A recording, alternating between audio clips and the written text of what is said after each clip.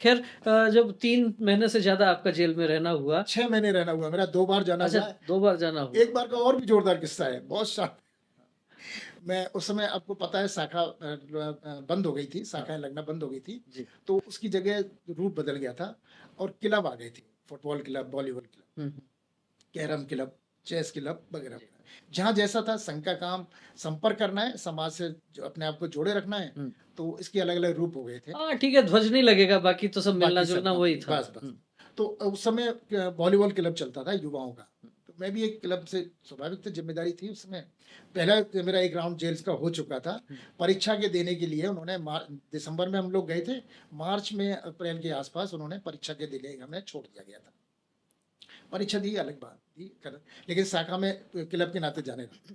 अब जब मैं जब एक शाम को मैं क्लब में खेल रहा था वॉलीबॉल, अचानक पुलिस आई शाम के वक़्त और पुलिस के आते ही स्वाभाविक है, सब लोगों में डर बैठ गया। हुँ। तो जो एक भाग-दौड़ भी मच गई वहाँ, हाँ, लेकिन मैं नहीं भागा, मैं खड़ा रहा। तो एक व्यक्ति ने मुझे दूर से किसी ने इशारा किया, एक पुलिस वाला मेरे पास आया, उसने कहा मेरी बाँह पकड़ी और बोला चलो, जीप की तरफ ले गया। मैं जीप में बैठा, इतने में एक लड़के को भी जो भाग गया था वहाँ खेलता हुआ, उसको भी पकड़ लाए। वो पहली बार आया था, पहली बार वॉलीबॉल खेलने आया था। खैर वहाँ ले गए पकड़ के, हमको कोतवाली ले गए आधा घंटे बाद। हुँ।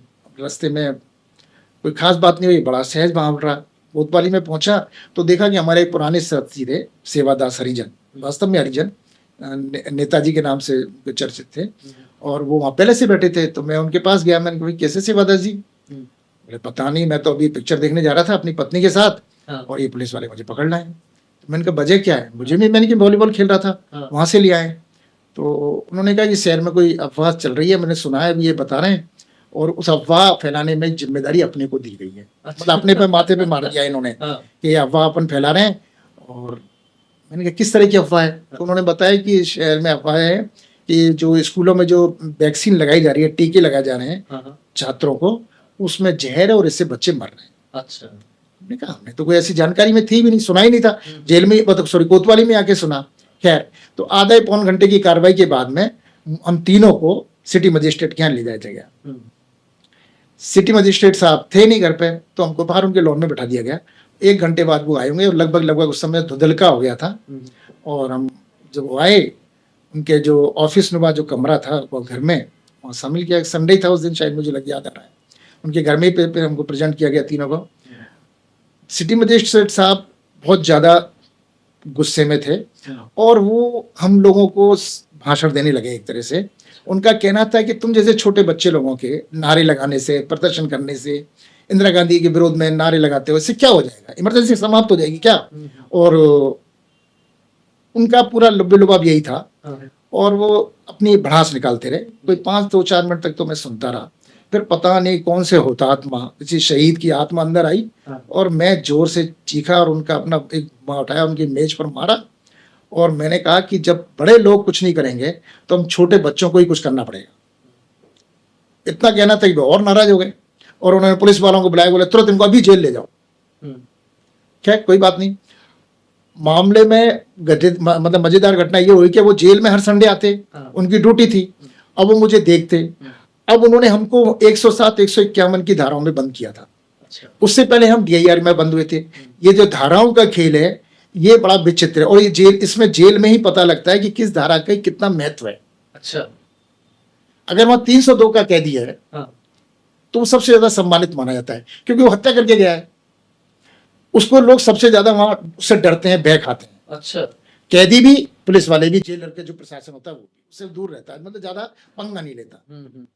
सबसे ज्यादा जो माना जाता है वो जेबकट, चोरी और 107, 151 वाले माने जाते हैं। अच्छा। जिनकी वहां कोई कदर नहीं होती और उनसे बेगार ली जाती है एक तरह से। उनको लगता है कि ये साधारण सामान्य से अपराधी हैं, तो इनको जितना टॉर्चर करना है, जितना काम करवाना है, वो सब कर सकते हैं। अब हम जब जेल में एंट्री हुई हमारी तो रजिस्टर में लिखा गया 107, 151 हम तीनों के में, जबकि हम 3 महीने पहले ही उसी जेल में 2-3 महीने पहले डीआईआर में बंद हुए थे। हमारे जब लेकिन जेल में जब हम घुसे तो हमने नारे लगाए, जयप्रकाश जिंदाबाद, महात्मा गांधी मुर्दाबाद, आपातकाल नहीं रहेगा, इमरजेंसी के 3 दलाल। बंसीलाल मेहता, ये 3-4 के, अब तो कुछ याद भी नहीं आ रहे वो नारे, लेकिन वो नारे लगाए तो उससे अंदर मैसेज चला गया और हमारे जितने भी अंदर के जो लोग जो लोग थे, राजनीतिक बंदी थे, वो जेल में आ गए, मतलब गेट दरवाजे पर आ गए। अब वहां से जब हमको लिखाया गया, बताया गया कि आप तो 107 151 में ये लोग, ये तुम्हारे साथ नहीं रह सकते। अच्छा। तो उन्होंने कहा नहीं, धारा लिखना तो पुलिस का काम है, ये तो हमारे लोग हैं, इन्होंने कौन सा पाप किए हैं।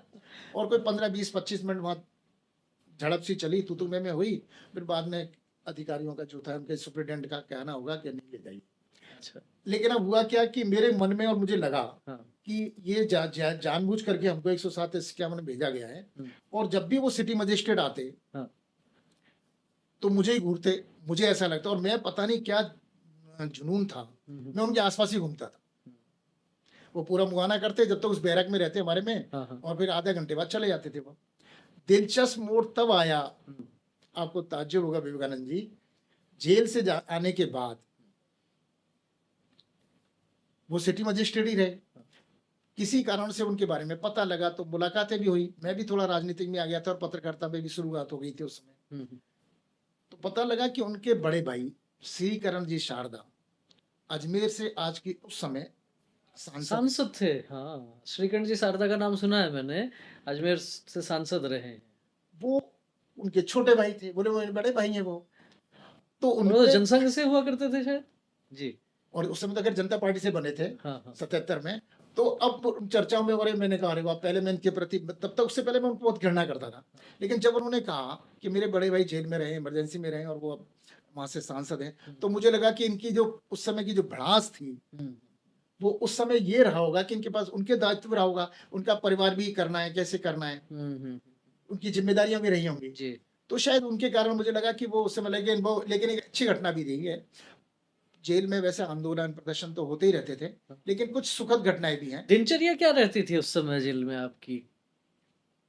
जेल में इमरजेंसी, हमारे भरतपुर में ज्यादा संख्या नहीं थी, तो इसलिए बहुत ज्यादा शाखा लगती थी शाम के वक्त। दिन में समय कैसे आप गुजारते थे?